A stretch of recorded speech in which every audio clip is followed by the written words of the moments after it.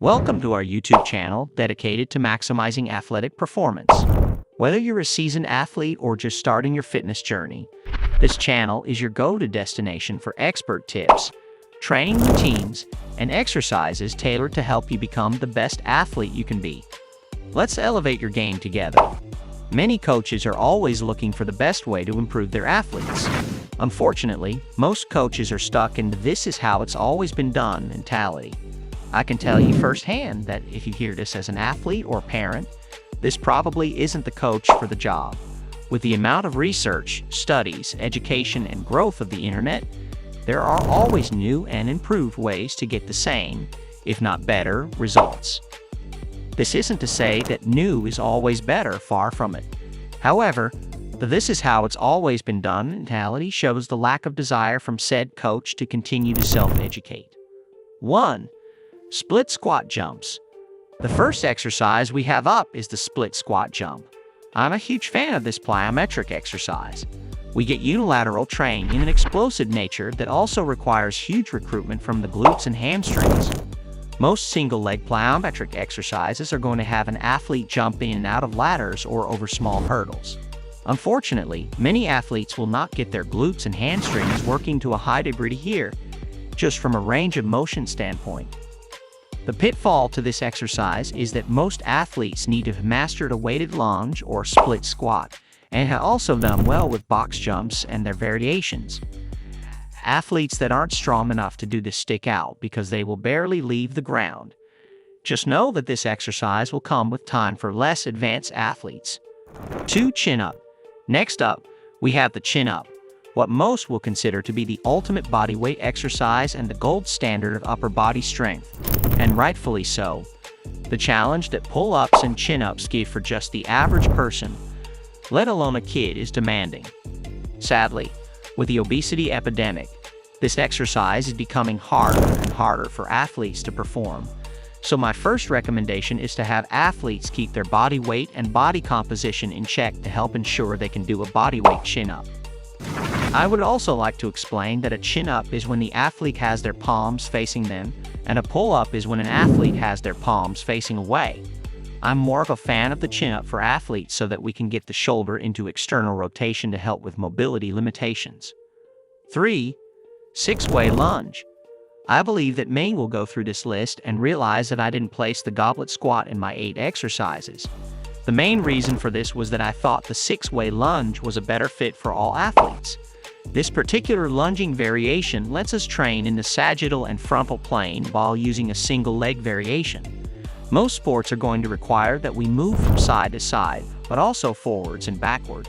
In my opinion, this is the benefit of this variation. We learn to develop lateral strength, deceleration strength, and acceleration strength.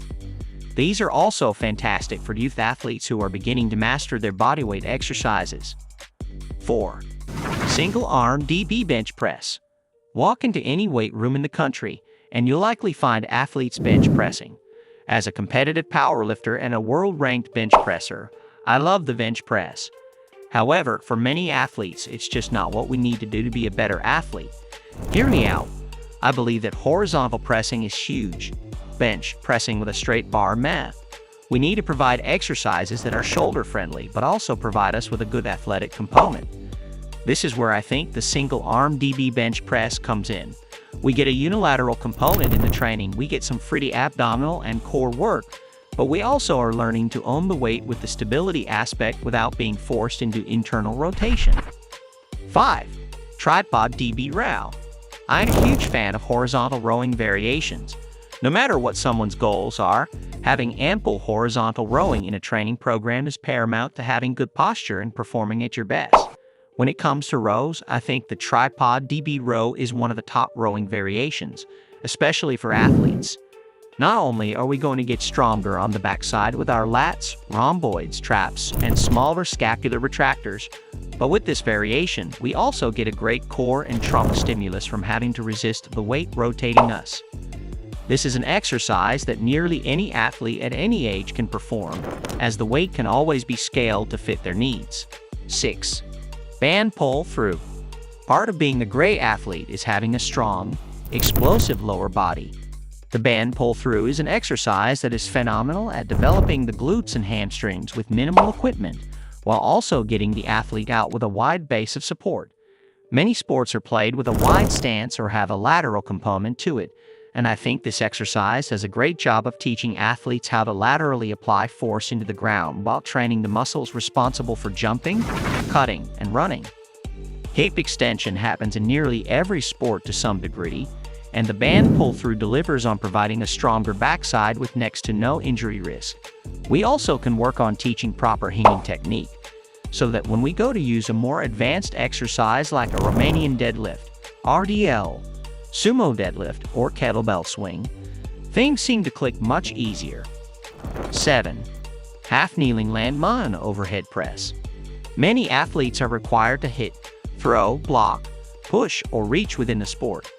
Training overhead for some athletes can be a gamble based on their shoulder history and mobility restrictions.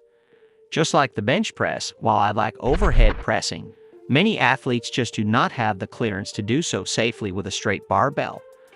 This is where an exercise like the half-kneeling landmine overhead press comes in. We get to train the same musculature, but in a safer range of motion and angle of pressing. You'll notice in the video that I am pressing at an angle versus just straight overhead. The barbell also allows me to perform the motion with a neutral grip or palm facing in position, which is also much more shoulder friendly. On top of the better pressing angle, we also are in a half-kneeling position, which is fantastic for allowing the hip flexors to lengthen, typically a muscle group that is chronically tight from prolonged sitting. Add in the single arm component, and we also get amazing unilateral strength on each arm and a pretty abdominal exercise. 8. Split stance band plyometrics press. Nearly every coach, athlete, and parent knows how important core or trunk training is for athletics. It's what most coaches and parents want to see improve. My kid needs a stronger core. This might be true, but how we go about training can vary quite a bit. Most of your big exercises, like the ones I already listed, do an amazing job of training the trunk while also seeing benefits to other muscles and movements as well.